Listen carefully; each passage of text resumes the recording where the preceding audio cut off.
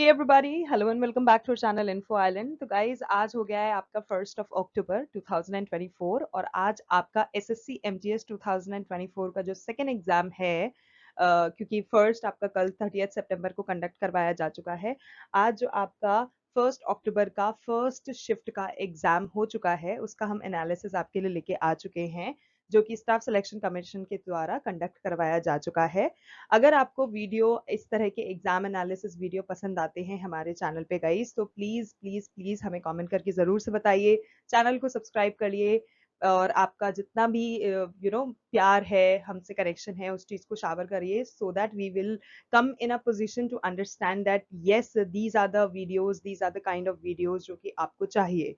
And अगर फिर भी अगर आपको लगता है that no this is not something that we want but this is what we want exactly, so please let us know that in the comment section down below। comment section is all yours। आप अपने queries, questions, suggestions सब कुछ वहां पर दे सकते हैं, recommendations obviously सब कुछ वहां पर शेयर कर सकते हैं and they are very much welcome on our channel। so yeah, coming back to today's video guys, आज के वीडियो में हम डिस्कस करने वाले हैं वो सारे आपके GK GS and also let me just mention here English.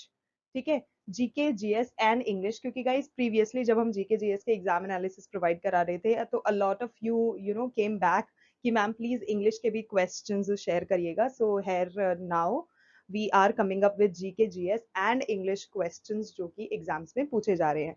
So today we will be covering all of those questions जो कि आज आपके 1 अक्टूबर 2024 की फर्स्ट शिफ्ट के पेपर में पूछे गए हैं एसएससी एमटीएस के पेपर में। कहीं भी कुछ भी क्वेरी लगता है, क्वेश्चन लगता है, कुछ नहीं समझ में आता है तो प्लीज कमेंट सेक्शन में जरूर से बताइएगा। And yes we will be telling you the answers along with their additional information and fact, क्योंकि गाइज हो सकता है अभी आपसे क्वेश्चन ये पूछा गया है but yes there are possibilities कि आपको उससे रिलेटेड जो फैक्ट्स हैं, एडिशनल इंफॉर्मेशन है, उससे रिलेटेड भी क्वेश्चन पूछा पूछा जाए आगे आने वाली शिफ्टों में। सो इन दैट केस आपके लिए बहुत जरूरी है वो फैक्ट्स और वो एडिशनल इंपॉर्टेंट इंफॉर्मेशन जानना, इसीलिए हम आपको एडिशनल इंफॉर्मेशन भी प्रोवाइड कराते हैं। सो या without any any more delay let's begin and look for the questions कि यस पेपर टफ रहा, इजी था या किस तरह के क्वेश्चंस पूछे गए थे। दो कुछ कैंडिडेट्स जिनसे हमें बात करने का मौका मिला देवर लाइक कि जीके का थोड़ा सा लेवल अप था आज के पेपर में। इंग्लिश देखा जाए तो सिनोनिम्स एंटोनिम्स वगैरह जो आए थे वो थोड़े से इजी थे, लेकिन यस क्लोज टेस्ट का कैंडिडेट्स काफी सारे बता रहे थे कि वो थोड़ा सा टाइम टेकिंग था। तो आपका क्या कहना है कमेंट सेक्शन में जरूर से बताइएगा। एंड चलिए देख लेते हैं questions. So guys first important question जो कि आज आपके पेपर में पूछा गया था वो था that who became the viceroy of India in 1947 after Lord Wavell. तो गाइज जो लॉर्ड वेवल थे उनके बाद जो भारत के, जैसे कि हम सब जानते हैं देयर वाज अ टाइम जब इंडिया में a lot of governor generals were there, a lot of viceroys were there. तो उस समय में गाइज 1947 के समय में जो लॉर्ड वेवल थे, ठीक है, उनके बाद जो हमारे वाइसराय ऑफ इंडिया बने थे वो थे लॉर्ड माउंटबेटन। तो Lord Mountbatten is the correct answer. Next question, in which of the following years did India come under the direct rule of the British Crown? तो guys India जो था वो British crown के under in the year 1858 आ गया था। तो 1858 is the correct answer. Next question, what is the difference between salamander and home lizard जो होती है अपार्ट फ्रॉम देयर हैबिटेट? तो गाइज हैबिटेट के अलावा अगर बात किया जाए, बेसिकली जो सालामेंडर्स होते हैं they are usually found in damp habitats near or in water, मतलब पानी या पानी के आसपास उनको आप आराम से जो भी डैम्प एरियाज होते हैं वहां पर देख सकते हैं। वाइल जो होम लिजर्ड्स होती हैं अगर हम उनकी बात करें तो होम लिजर्ड्स जो होती हैं they are purely terrestrial in form and इसी के कारण they can be found anywhere and everywhere. आप उनको अपने घर में भी देख सकते हो जैसे कि दिखती ही हैं, आप उनको ग्राउंड में, वाटर में, दे can be present everywhere. Next question, what age group constitutes working population in India? तो गाइज इंडिया में अगर हम वर्किंग पॉपुलेशन की जो एज ग्रुप है उसकी बात करें तो गाइज 15 to 59 ईयर्स जो है that is the working population that is actually working in India. Next question, what is the shape of Bidar fort जो कि कर्नाटका में लोकेटेड है? तो गाइज आपको ये जानना बहुत जरूरी है कि बिदर फोर्ट जो है वो कर्नाटका में मौजूद है। एंड अगर उसकी शेप की बात करें तो गाइज उसकी शेप जो है वो रोम्बस शेप का है। तो rhombus is the correct answer here. Next question, Babur was the devotee of whom? तो जो बाबर थे, he was the devotee, he was the pure devotee of Khwaja Ubaidullah Ahrar. तो Khwaja Ubaidullah Ahrar is the correct answer. और बात करें ओरिजिनल नेम ऑफ बाबर, तो गाइस जो बाबर का ऑफिशियल ओरिजिनल नेम था, इट वाज जहीरुद्दीन मोहम्मद। तो ये चीज भी आपको याद रखनी है। एंड जो बाबर थे, उन्होंने अपनी ऑटोबायोग्राफी लिखी थी, खुद से लिखी थी, जिसका नाम था तुजुक बाबरी। और ये जो तुजुक बाबरी उनके द्वारा लिखी गई थी, मतलब उसमें जो उनकी आत्मकथा थी, उनके जीवन काल के बारे में, उनके शासन काल के बारे में जो भी लिखा गया था उनके द्वारा, वो टर्किश लैंग्वेज में लिखा गया था। तो ये भी इंपॉर्टेंट है, अच्छे से याद रखना। नेक्स्ट क्वेश्चन आपसे पूछा गया था that which season is not an actual season in India according to meteorologist. तो बात करें कि एक एक्चुअल सीजन की, जैसे कि गाइस विंटर होता है, it's actual season. Spring season हो गया, समर सीजन हो गया, these are the actual seasons. Autumn हो गया। बट ऑप्शन में आपको वेस्टलाइज सीजन गिवन था। तो गाइस जो वेस्टलाइज सीजन होता है, that is not an actual season in India according to meteorologist. Next question, what is the minimum age of universal adult franchise in India? तो guys इसका correct answer है 18 years। तो बात करें यूनिवर्सल एडल्ट फ्रेंचाइज बेसिकली होता क्या है? तो गाइज यूनिवर्सल एडल्ट फ्रेंचाइज जो होता है, it refers that all citizens, वो सारे सारे भारत के नागरिक जो हैं, जो भी भारतीय नागरिक है, जिनकी एज 18 ईयर्स की है या फिर उससे ज्यादा की है, 18 years and above, irrespective of उनका क्या कास्ट है, क्या एजुकेशन है, क्या रिलीजन है, क्या कलर है, किस रेस से वो बिलोंग करते हैं, या फिर क्या उनकी इकोनॉमिक कंडीशंस है, क्या उनकी इकोनॉमिक कंडीशंस हैं, they are free to vote. तो इस चीज को यूनिवर्सल एडल्ट फ्रेंचाइज टर्म दिया गया है। तो इस चीज को आपको याद रखना है। नेक्स्ट क्वेश्चन गाइस आपसे पूछा गया था that who was the referee in ICC men's टी20 वर्ल्ड कप 2021। सो 2021 का जो आईसीसी क्रिकेट मैच हुआ था मेंस का, टी20 वर्ल्ड कप जो हुआ था, उसमें गाइस जवागल श्रीनाथ जो थे, he was the referee in ICC men's टी20 world cup 2021। So Javagal Srinath is the correct answer. Next question, a national party requires minimum percentage of how many votes to be called as a national party in India? तो एक party को राष्ट्रीय party घोषित कब किया जाता है भारत में, ये आपसे पूछा गया था।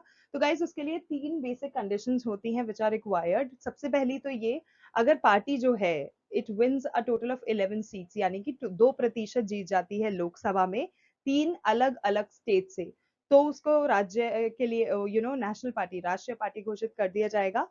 सेकंड है, if party wins 6% valid votes in at least 4 states in Lok Sabha or Rajya Sabha and gets to win at least 4 seats from any state, तो इस केस में भी उसको एक नेशनल पार्टी घोषित कर दिया जाएगा। Thirdly, if in at least 4 or more states party got the validation as a state party, in that case also उसको एक national party घोषित कर दिया जाएगा। So these are the requisites।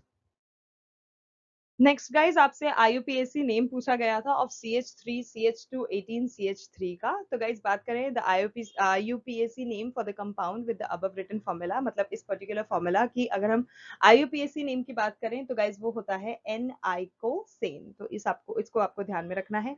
और बात करें इस पर्टिकुलर कंपाउंड की, तो this compound is a straight chain alkane with 20 carbon atoms in it. तो ये चीज भी इंपॉर्टेंट है, आपको ध्यान में रखना है।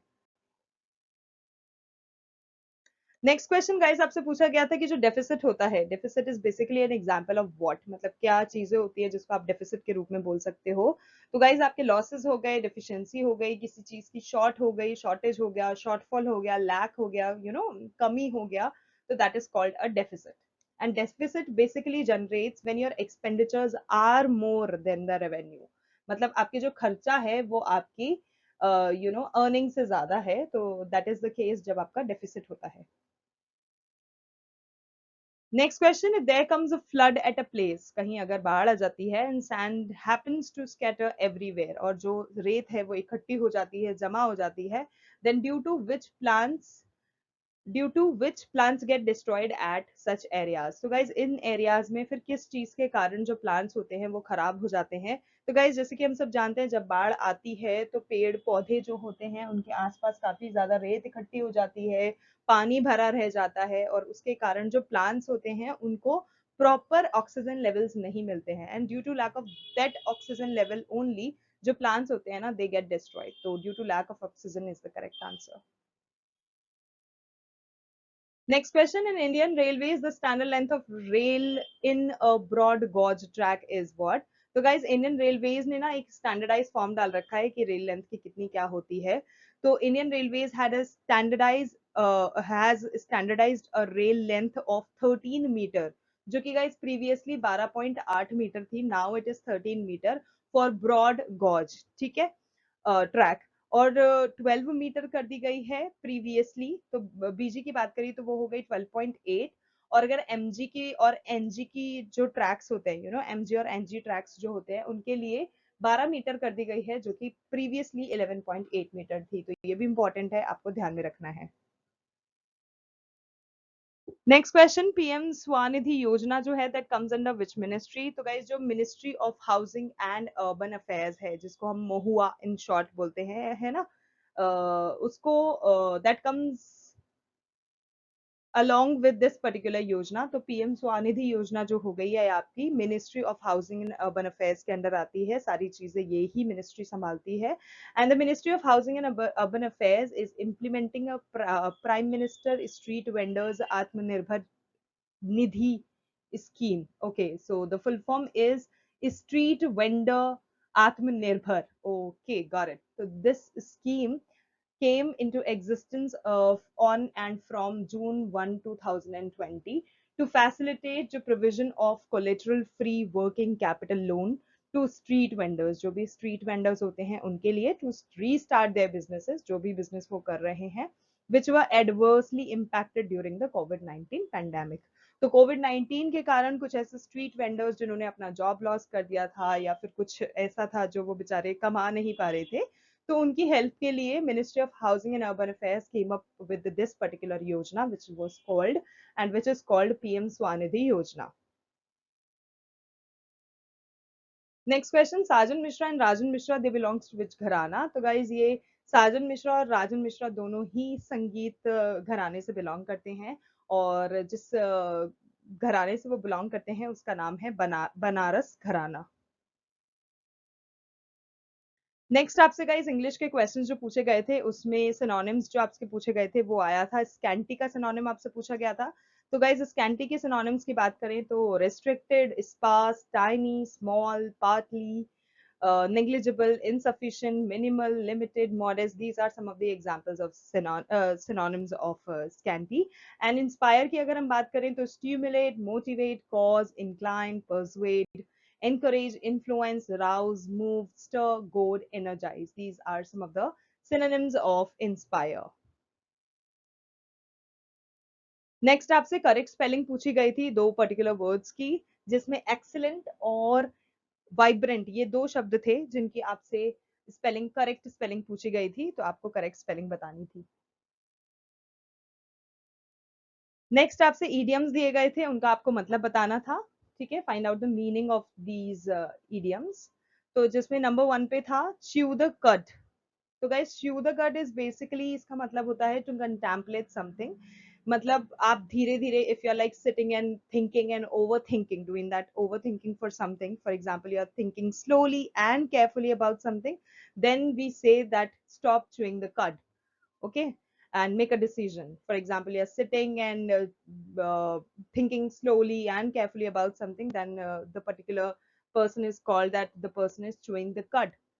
तो yes, that is first. Second आपके पास आया था on cloud nine। तो guys cloud nine is very commonly phrase which is used by all of us, मतलब millennials हो या Gen Z हो या पुराने, आप कह सकते हैं, not पुराने but the 90s people, they also in today's era they are using it on cloud nine। तो on cloud nine का मतलब होता है that you are feeling extremely happy, मतलब not only happy, you are like very very very happy about something, very very very delighted and excited for something, then you say and refer that I am on cloud nine. So that was the second idiom that was asked. Next question, Ghode Modni is a folk dance of which state, ये आपसे पूछा गया था, तो guys Goa is the correct answer. Next था which dancer was given Padmashri award in the year 2022.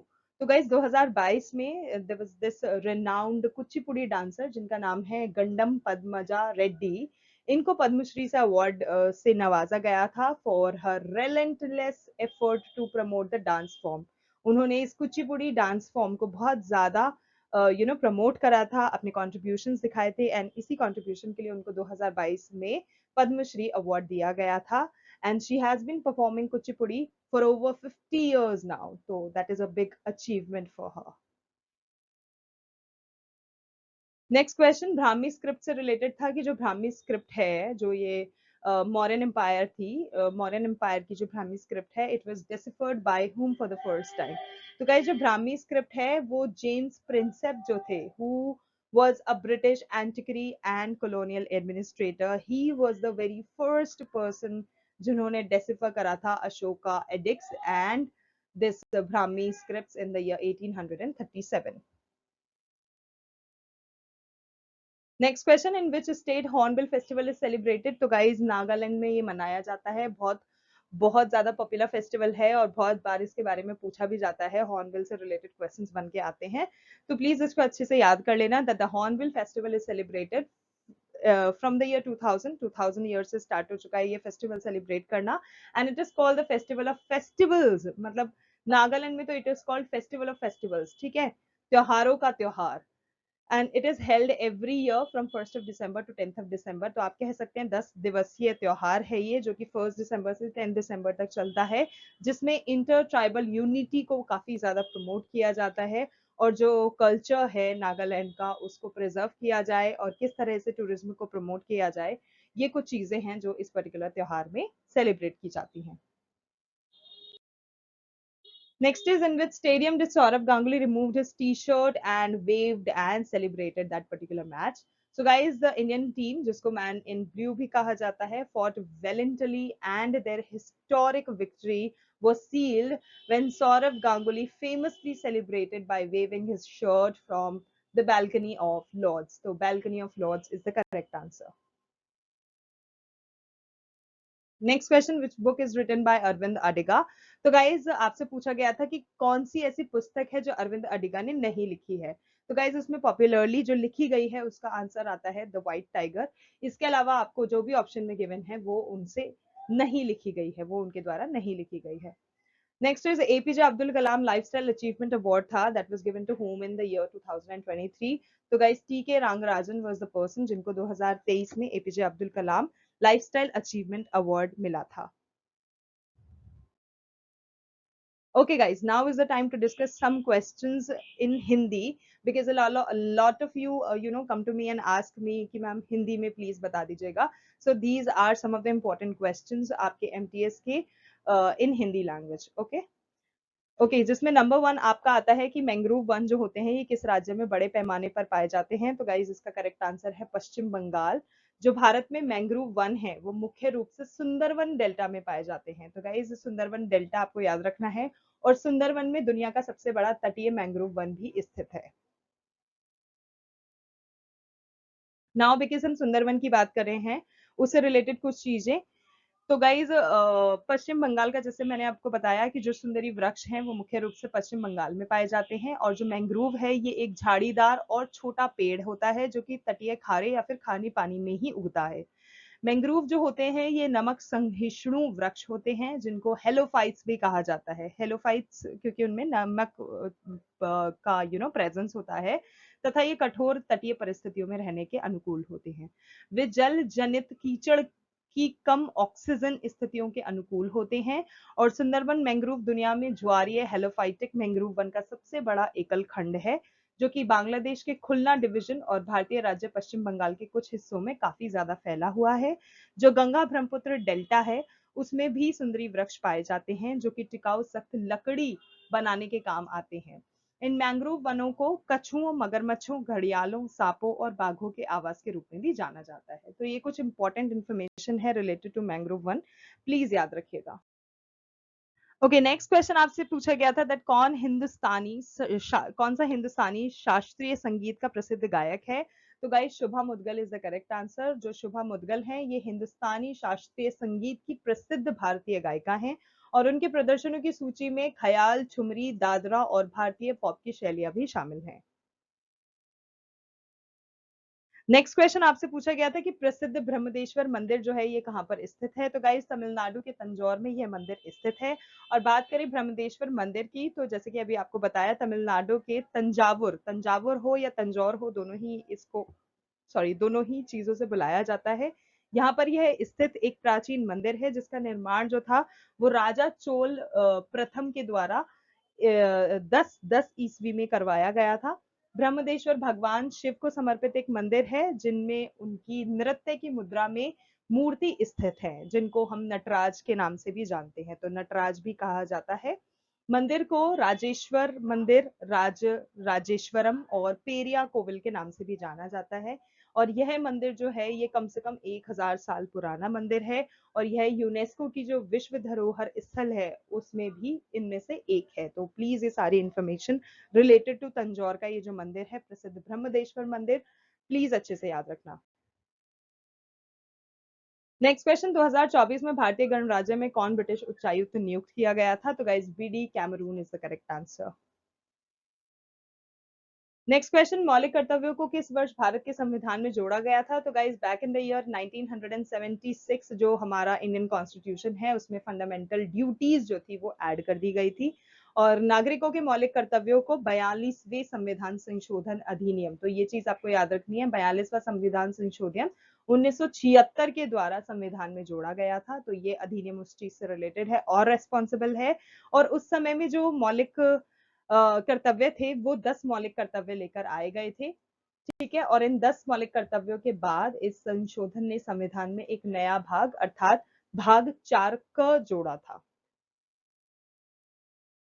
Next question, संयुक्ता पाणिग्राही भारत की प्रसिद्ध नर्तकी हैं, तो वो कहाँ की हैं और किस डांस फॉर्म से रिलेटेड है। तो guys, Odissi is the correct answer. जिनको guys dance for the lord Odissi नृत्य की परंपरा है। और संयुक्ता पाणिग्राही जो हैं, जो कि पौराणिक ओडिसी नर्तकी हैं, उन्होंने अपने जीवन के माध्यम से इस परंपरा को काफी ज्यादा बनाए रखा है और वह एक समर्पित नर्तकी हैं। और संयुक्ता पाणिग्राही की बात करी जाए तो उन्होंने भारत में ओडिसी नृत्य को पुनर्जीवित करने और विदेशों में इसको काफी ज्यादा लोकप्रिय बनाने की एक महत्वपूर्ण भूमिका निभाई है। भारतीय नृत्य के क्षेत्र में उनके अनमोल योगदान की मान्यता के लिए उन्हें भारत सरकार ने पद्मश्री पुरस्कार से भी सम्मानित किया था और उन्हें संगीत कला अकादमी पुरस्कार से भी सम्मानित किया गया है। तो ये कुछ इंपॉर्टेंट चीजें थी, उनसे रिलेटेड याद रखिएगा। नेक्स्ट क्वेश्चन, लवलीना बोरगोहन का संबंध किस खेल से है। तो गाइज, मुक्केबाजी इज द करेक्ट आंसर। कौन सा शब्द क्रिकेट से संबंधित है। तो गाइज, वाइड हुआ, नॉट आउट हुआ, these are some of the terms जो कि हम क्रिकेट मैच में यूज होते हुए देखते हैं। नेक्स्ट इज बंकिम चंद्र चैटर्जी के उपन्यास आनंद मठ में किसका उल्लेख है। तो गाइज, उसमें उन्होंने सन्यासी विद्रोह के बारे में बताया है। किस कंपनी ने एआई फॉर ऑल यानी कि आपका ये जो ऑटोमेशन हुआ है वो फॉर ऑल पहल शुरू करी है। तो guys, Intel is the company जिसने केंद्रीय माध्यमिक शिक्षा बोर्ड यानी कि central board for of secondary education जो सीबीएसई कॉमनली कॉल्ड सीबीएसई, शिक्षा मंत्रालय के सहयोग से भारत में सभी के लिए कृत्रिम बुद्धिमत्ता यानी कि आर्टिफिशियल इंटेलिजेंस की बुनियादी समझ पैदा करने के उद्देश्य से एआई फॉर ऑल जो पहल है वो शुरू करी है। तो Artificial Intelligence for All, introduced by Intel for All. Next, Pinjore heritage festival जो है ये किस राज्य में मनाया जाता है। तो Haryana is the correct answer.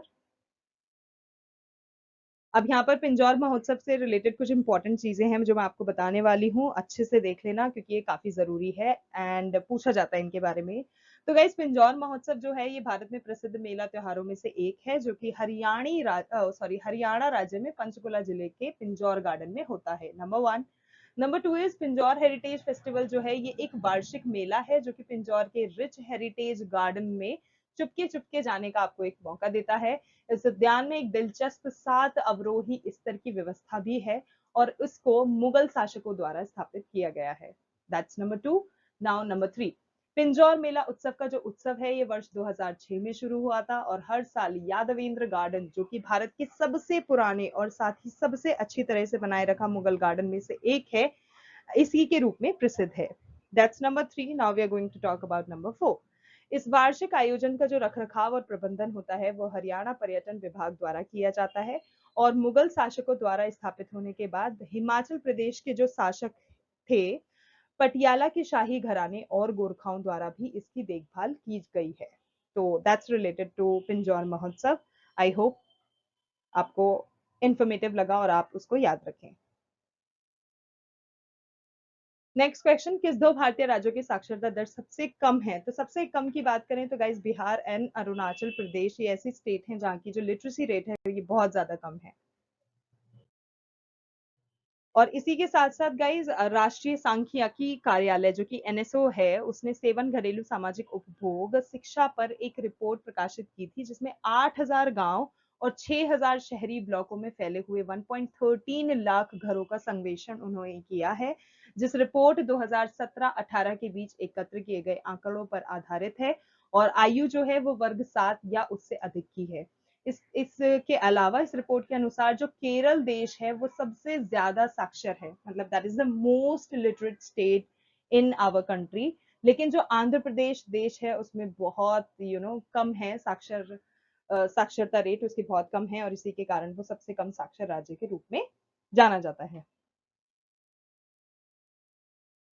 इसी के साथ साथ गाइज साक्षरता दर जो है इसको 7 वर्ष या उससे अधिक आयु के व्यक्तियों के साक्षर व्यक्तियों के प्रतिशत के रूप में परिभाषित किया जाता है। तो एज लिमिट इज 7 और मोर। एक व्यक्ति जो कि समझ के साथ किसी भी भाषा में एक सरल संदेश पढ़ सके या लिख सके या उसे एनएसएस सर्वेक्षणों में साक्षर माना जाता है। तो दैट्स फॉर दैट। इसके अलावा गाइस रिपोर्ट की खोज में ऐसा जाना गया कि जो केरल है उसमें भारतीय राज्यों में साक्षरता दर सबसे ज्यादा है with percentage of 96.2%।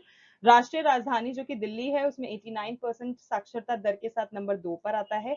Andhra Pradesh में 66.4 साक्षरता दर के साथ सभी भारतीय राज्यों में सबसे खराब स्थान उसका है और सबसे कम साक्षर देश साक्षर राज्य है। देश की औसत साक्षरता दर जो है वो 77.7% है, जिसमें कर्नाटका और तेलंगाना की जो साक्षरता दर है वो राष्ट्रीय औसत से कम है, जो कि है 72.8 for Karnataka and 77.2 for Telangana.